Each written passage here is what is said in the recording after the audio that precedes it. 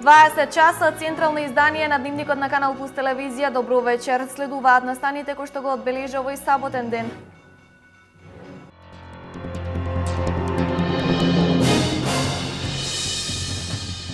Општина Зрновци распиша конкурс за доставување пријави за доделување стипендии на новозапишани студенти.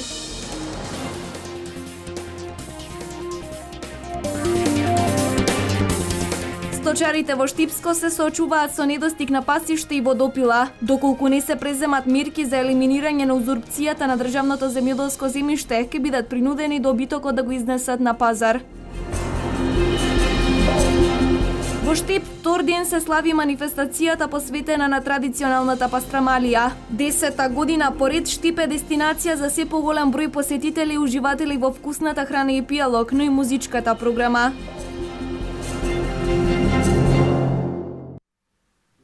Предлог буџетот за 2017 година е доставен до владата на Република Македонија и се очекува седница на владата на која ќе расправа со цел финално да го усвои и потоа да го прати во собраниската постапка. Министерот за финансии Кирил Миновски појасни дека Министерството за финансии и владата имаат обврска да го достават предлог буџетот до собранието, а на пратениците дали ќе го изгласаат или не. Наведе и дека донесувањето на буџетот за догодина е препорака на меѓународните финансиски институции. Дополнителниот заменик министер за финансии Кире Наумов го изрази својот став против донесувањето на буџетот за 2017 година пред изборите и наместо тоа предлага да се примени времено финансирање. Собранието на Република Македонија според политичкиот договор за излез од кризата треба да се распушти на 12 октомври, а предвремените парламентарни избори да се одржат на 11 декември годинава.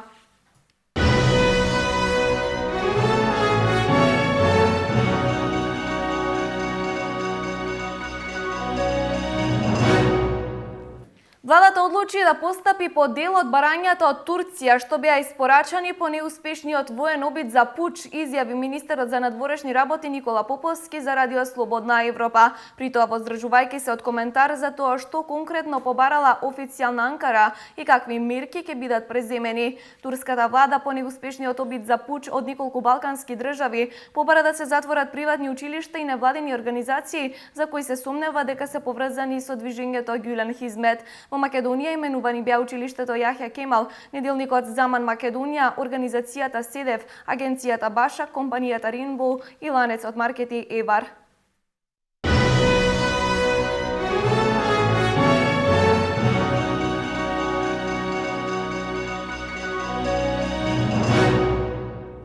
Градежната офанзива во општина Штип не запира. Освен улиците во централното градско подрачје, се асфалтираат улици и во останатите населби. Денес се асфалтираше спорната улица во штипската населба Мерите во Новосело. Финансиските средства во износ од 500.000 динари за припрема на непристапниот терен и поставување на асфалт се од буџетот на општина Штип. Продолжува асфалтирањето на улици во општина Штип. Денес се асфалтираше спорната улица во штипската населба Мерите во Ново Село. Финансиските средства во износ од 500.000 денари за припрема на непристапниот терен и поставување асфалт се од буџетот на општина Штип. Општина Штип денес започнува со реализација на изградба на улица во населба Мерите, Ново Село. Вкупната должина на улицата е околу 300 метри во еден малку непристапен терен, кој што затоа бил и оставен толку години без улица и без инфраструктура овој дел. По решавањето на некои спорови кои што се појавија на овој терен, започнавме денеска со реализација, вкупна должина 280 метри, вкупната инвестиција е околу 500.000 денари одбезбедени од буџетот на општина Штип. Изведувач на работните активности е Коле Трансинженеринг од Штип. Жителите се задоволни што по 30 години општината им го реши овој инфраструктурен проблем и повеќе нема да газат кал. Јас сум више од 81 година. До сега не е никако направено и пуни сме благодарност да заврши работа. Имаме малку тамо спор со некој се, али тоа ќе се реши. Подобро ќе биде, како нема да биде подобро. И кола може да дојде и ние можеме да одиме. Онака кал нема да има, добро ќе биде. Редно е да се направи. Кој век сме? По селата се прават пати, тука срамота е да не се направи нешто. Во зависност од временските услови, до крајот на октомври треба да се асфалтираат сите улици за кои се завршени тендерските постапки. Во општина Штип и околните села во период од 3,5 години асфалтирани се над 100 улици. Општина Зрновци распиша конкурс за доставување пријави за доделување стипендии на ново запишани студенти. Лицата кои ќе аплицираат треба да се редовни студенти и да не се корисници на друга стипендија или кредит од други институции. Општина Зрновци распишува конкурс за доставување пријави за доделување стипендии на ново запишани студенти од општината. На конкурсот може да се пријават студентите кои се жители на општина Зрновци и на населените места што припаѓаат на општината. Лицата кои ќе аплицираат треба да се ново запишани редовни студенти, да не се корисници на друга стипендија или кредит од други институции, како и да се државјани на Република Македонија. За остварување на правото на стипендија, студентите треба да исполнуваат одредени критериуми, како што е остварениот успех во текот на средно образование, да е одличен или многу добар, материјалните можности на студентот и неговото семејство, при што се земаат месечните примања на членовите во однос на просечната плата во земјава. Како услов е и дефицитарноста на кадрите, што секоја студиска година со посебна одлука ја утврдува градоначалникот на општината. Документите кои се потребни за учество на конкурсот се потврда за редовно запишан зимски семестар за прва година, изјава на семејната состојба на студентот заверена кај нотар, уверение за приходи од земјоделска или друга дејност на студентот и на членовите на неговото семејство, испратница од пензија за последниот месец доколку членовите на семејството на студентот се пензионери, а доколку се невработени, потврда од Агенцијата за вработување дека примаат паричен надоместок.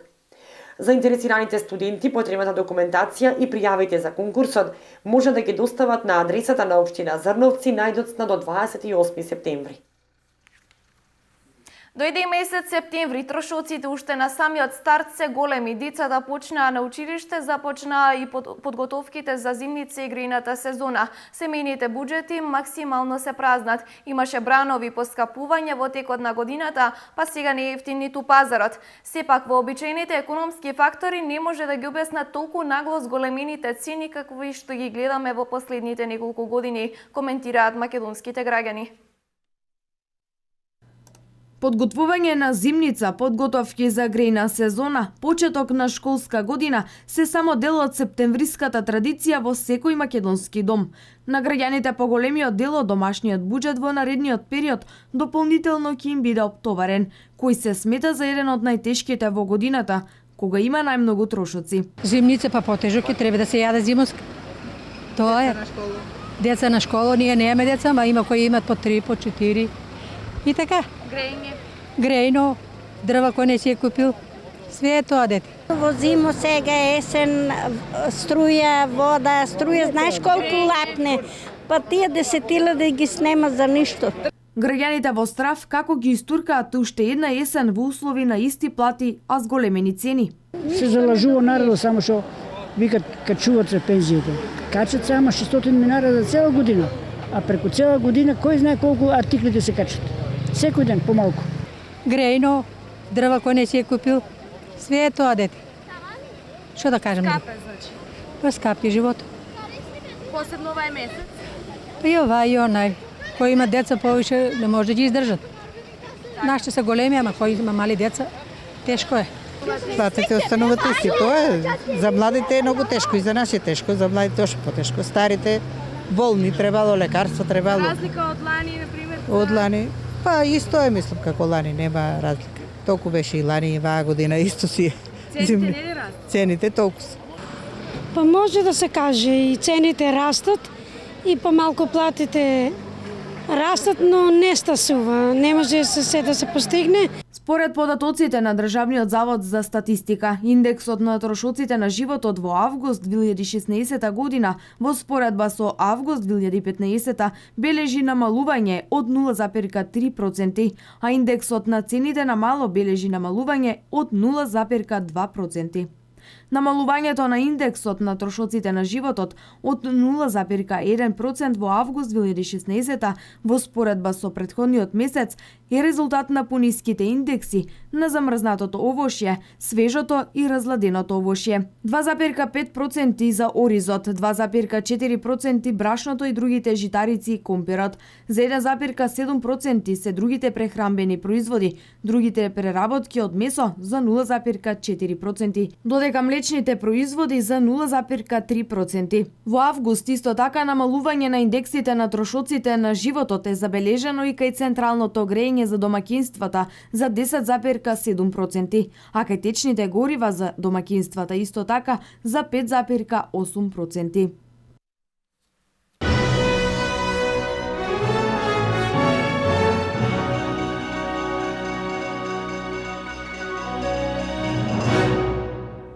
За вредните земјоделци, Италија и Канели се овде. Наместо да бараат сезонска работа таму, тие тука ангажираат работници за берба на лозовите насади. Драги Петров, ридовите во село Драгобраште ги направи плантажи со лозје. За земјоделецот Драги Петров, Италија е во селото Драгобраште. Ридовите овде за него се поплодни отколку тие во Канели. Свој на своето, но не со 1 декар, туку со цели 60 декари лозови насади, тој си е газда дома. Но собственик кој работи квалитетно и со долгорочна стратегија. И не само со една култура, туку со повеќе. Бидејќи секоја година плодот не е ист. Со него работи фамилијата, сезонски има ангажирано и плюс луѓе за берба. Бербата на грозјето е започна неделава, а задоволството од квалитетот годинава не може да го скрие. Половината од насадот е вранец, другите сорти се подеднакво Сувињон Бланк, Мерло и Кабарнет. Веќе бербата на Сувињонот е завршена, бидејќи мислам стасувањето е порано. И другите сорти се веќе на прак на берба во нашиот регион. Мислам имат веќе 22 шекерни единици, 23, што може да се почне со берба, да речеме за некои 2-3 дена. Оваа година се одликува со посебен квалитет и мислам дека е добра година кога е во прашање лозарството. Откупните цени и за него заслужуваат повисока ставка, но за Петров и субвенциите покриваат еден добар дел од трошоците во вкупното производство, иако квалитетот треба да биде репер во цената. Секако имам аплицирано повеќе пати и добивано. Мислам конкретно за лозарство, приклучна машина за обработка на зелена маса, сечење на зелена маса, електрична ножица за кроење и еден автомизер 330 литри на последниот повик. Петрови редовно ги користат и мерките од програмите за рурален развој и ИПАР, така да годинава ја очекуваат новата опрема за усовршување на кроењето во вредност од 10.000 евра, за која 50% од трошоците се враќаат. Лозовите насади во Виничко од 2016 се на површина од 173 хектари, а на терен лозарите имаат најмалку 6 различни сорти на лозје. Сточарите во Штипско се соочуваат со недостиг на пасишта и водопила поради што имаат проблеми со напасување на добитокот. Доколку не се преземат мерки за елиминирање на узурпцијата на државното земјоделско земјиште, со што се уништуваат големи површини со пасишта, тие ќе бидат принудени добитокот да го изнесат на пазар. Последните неколку години се помалку пасишта за добитокот. Овој проблем посебно го чувствуваат одгледувачите на добиток во низинскиот дел, каде што речиси и нема површина која не е разорана. Освен со недостиг на пасишта, сточарите се соочуваат и со немање водопоила за добитокот, поради што најчесто се користат најблиските потоци и бари. И за стоката да не правиме набед. Дека ќе на хранет таа 200 овци уедно. Тука што и пасат и крави, и овци, и коња, ортомисани, стока. Секој гледа да искара да заштеде малку за зиму, али гледаш дека тешко. Плаќаме пашарина како не плаќаме. Плаќаме, ако не платиш нема субвенции, кој ќе ти даде? Пасишта нема. Пасишта немате, тоа е по нивите што пасеме, наши ниви. Намалувањето на површините со пасишта во прашање го доведува обстанокот на крупниот и ситниот добиток, чиј број во последно време како резултат на субвенциите бележи незначително зголемување, но доколку нема храна, тогаш може да се случи обратен процес. Спасот сточарите го гледаат во поголемата контрола на инспекцијските служби околу узурпацијата на земјиштето, појава која треба да се искорени, со што ќе се спасат од уништување големи површини со тревни пасишта.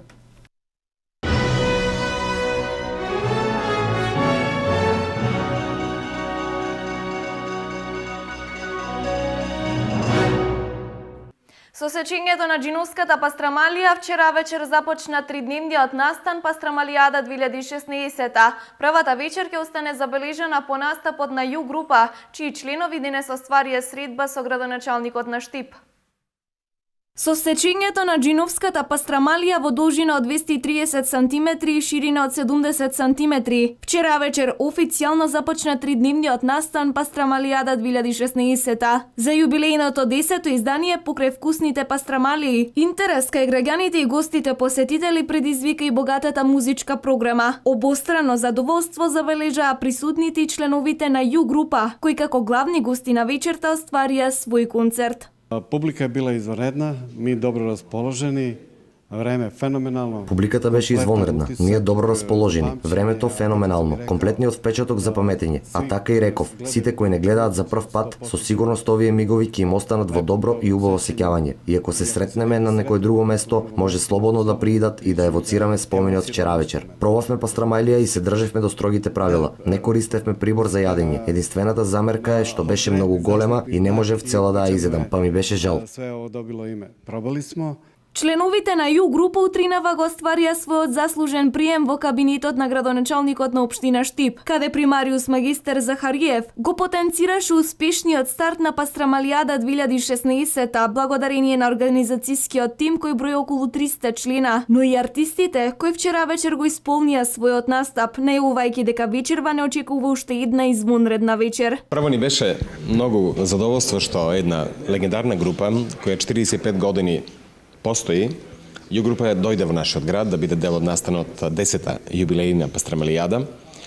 Инаку Ю група е група од моето време, се вратија носталгиите за некои минати времења и верувам дека синоќа и младата публика ги запозна нивниот квалитет, но пред се нивната кондиција на овие години да направат одличен концерт.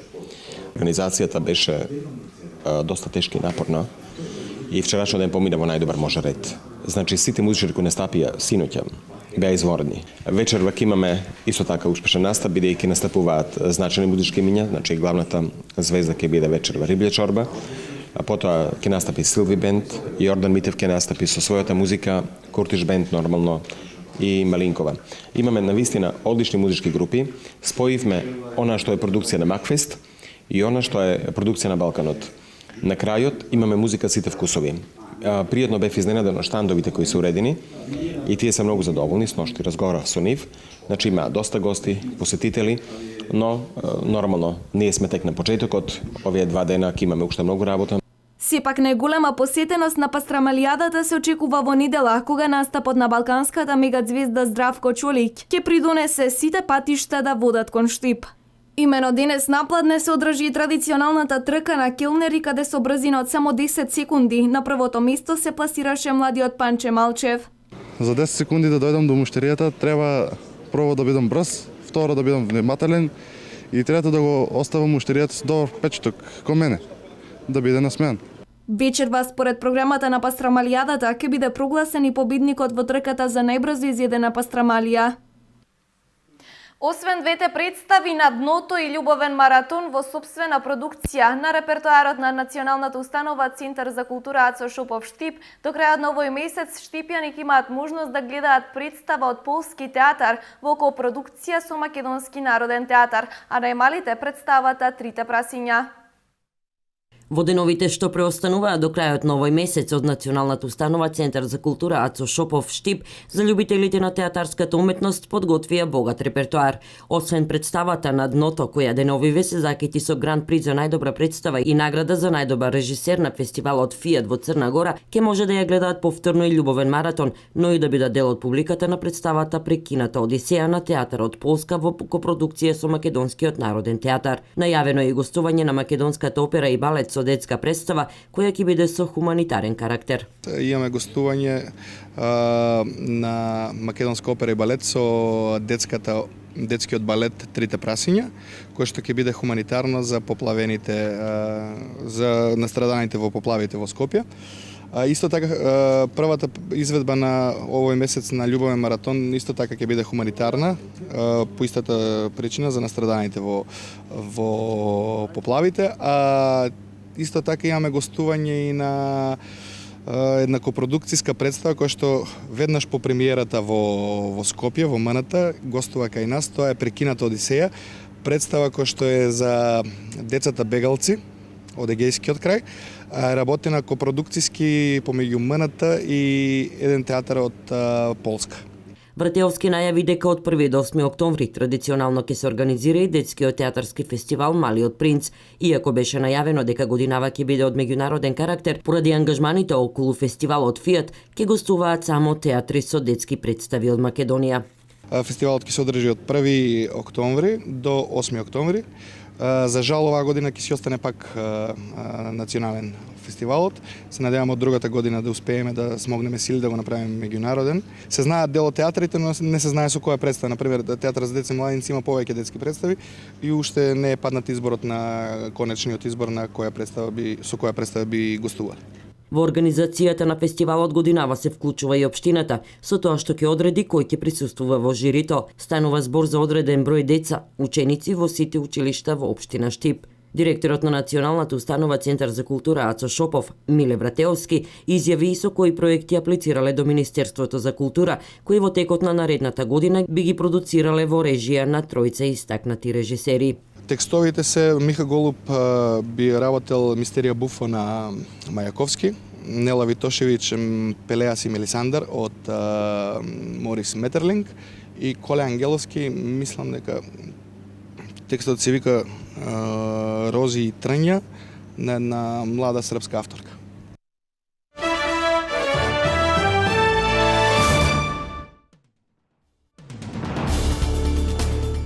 Француските експерти минатата недела при анализа во Кајро откриле траги од динамит во остатоците од египетскиот авион, кој во мај се урна во Средоземното море, пишува весникот Фигаро. Потеклото на трагите од динамитот остануваат нејасни, но откриеното предизвика спор меѓу француските и египетските власти.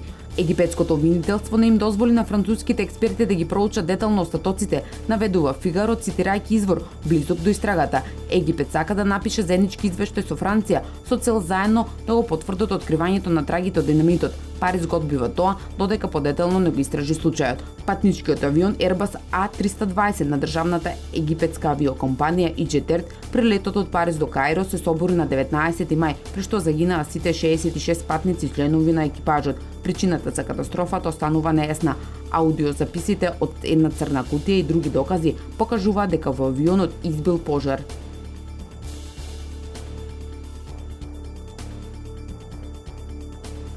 Консултациите за Сирија кои беше предвидено да се одржат синоќа во Советот за безбедност на Обединетите нации се откажани во последен момент по барање на Соединетите Американски држави и Русија.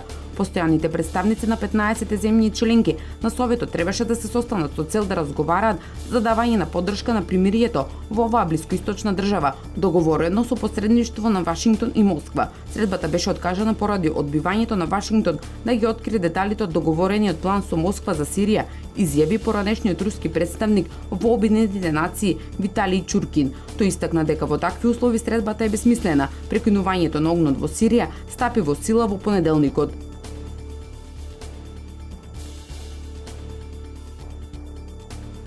Во Белгија за прв пат во историјата е извршена законска евтаназија на дете, објавија денеска белгиските медиуми, не прецизирајќи на колкава возраст било детето и од која болест било заболено. Според истите извори, болеста на детето било во последен стадиум и лекарите процениле дека нема шанси за негово опоравување. Белгија е единствена земја во светот каде легално е можно да се изврши евтаназија на деца. Таква можност е предвидено со закон донесен во 2014 година.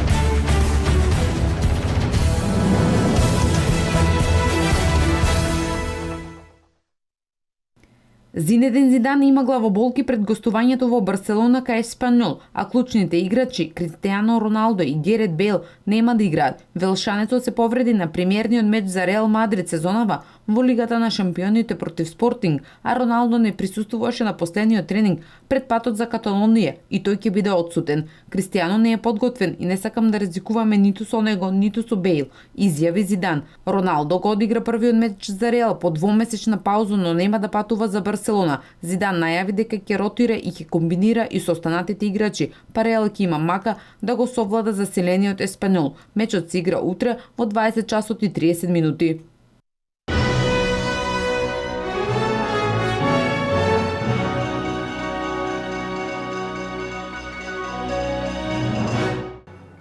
Ова беа сите содржини предвидени за централниот дневник на Канал Плюс телевизија. Од мене довидување до 23 часот.